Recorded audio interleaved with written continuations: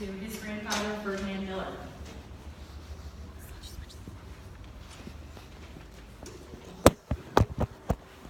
Okay, when Jenny said that we could talk about one of our family members, I jumped at the opportunity.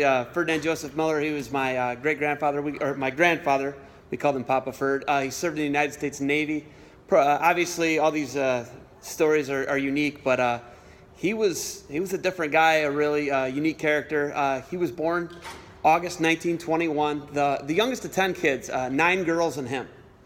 So he was raised by all women. His dad died when he was 2 years old, so he was raised by all women, and he did not have to go to World War II, but he chose to, and he enlisted in the United States Navy. So I didn't know anything about any of of his service or anything, so I got to sit down with him on a nice, warm June day in 2008. It was actually a year before he passed away, and we just sat down and talked, and I put it on video.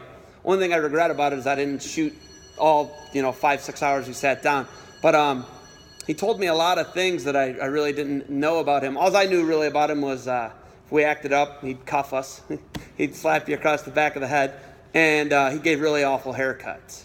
So what I found out was he fought in every major battlefront in World War II in the United States Navy, landing amphibious vehicles.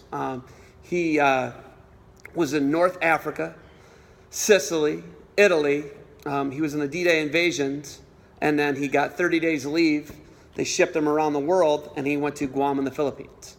In the South Pacific, he had to recover kamikazes that didn't hit the target. So he had some pretty awful jobs. Told me some stories about friends falling off convoy from San Diego to Midway Island. He made a lot of sacrifices. He did not have to go. He was the last living male in our family. When he returned back home from his service, he was deployed over 3 years in World War II. When he returned home, he had a family. He had 5 boys and a girl, and then he did union iron work for over 55 years. And I'll tell you what, sitting down with him, talking to him, really opened my eyes. And I was so pumped about being his grandson.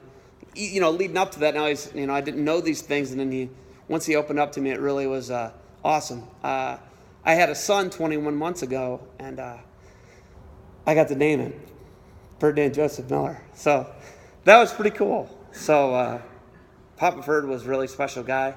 I thank him for his service, and I thank you guys.